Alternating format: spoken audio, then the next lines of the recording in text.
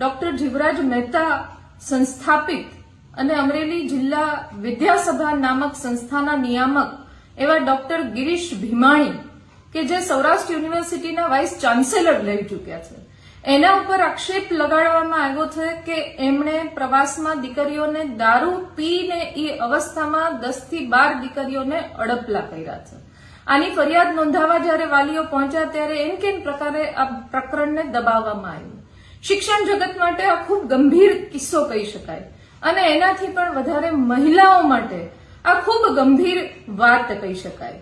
આપણે એવા ગુજરાતમાં રહીએ છીએ કે જ્યાં સ્ત્રી સશક્તિકરણની વાતો ખૂબ બૂમ બરાડા પાડીને કરવામાં આવે છે. આવા શિક્ષણ મંત્રી કે જે મહિલા છે, જે પોતે દરેક ગુજરાતમાં દીકરીઓ સુરક્ષિત રહે એની પોકળ વાતો અને દાવાઓ કરતા અનેક વાર જોવા મળે છે. અમરેલીમાં આવું પ્રકરણ બને, દીકરીઓને અડપલા કરવામાં આવે અને સાથે સાથે જ્યારે આ પ્રકરણ બન્યું છે ત્યારે એના વાલીઓ પોલીસ સ્ટેશન જાય ત્યારે ફરિયાદ નોંધાવી ન શકે અને ફરિયાદ નોંધાવ્યા વગર પાછું વળવું પડે, એવું તો કેવું દબાણ હશે એની કલ્પના તમારે ને મારે કરવી જ રહી. કેટલી બધી દીકરીઓની જિંદગી સાથે ખિલવાડ થયો હશે એ પણ કલ્પના ગભરાવી મૂકે, ડરાવી મૂકે એવી છે. ખૂબ બધા વાલીઓનો ફોન આવ્યો કે અમારી દીકરીને પણ આવી રીતના ક્યાંક પીએચડી બનાવી દઈશ, ક્યાંક ડિગ્રી અપાવી દઈશ, ક્યાંક તને પ્રમોશન કરાવી દઈશ, આવી અનેક લાલચો સાથે અનેક પ્રકારના શોષણો આવા પ્રકારના જે હોદ્દાઓ ઉપર બેઠેલા હોય એવા લોકોએ કરેલા છે. અને આવી વાતો જ્યારે અમરેલી જેવા નાના સિટીમાં થાય, નાના ટાઉનમાં થાય અને સામે આવે અને ફરિયાદ પણ નોંધાવી શકે તો એ ખૂબ ગંભીર ઘટના કહી શકાય. આજે આ પ્રકરણ ક્યાંક ચર્ચામાં આવ્યું છે ખરું, પણ હજી સુધી એનો ભોગ બનનાર પીડિત દીકરીઓ બહાર આવી શકી નથી.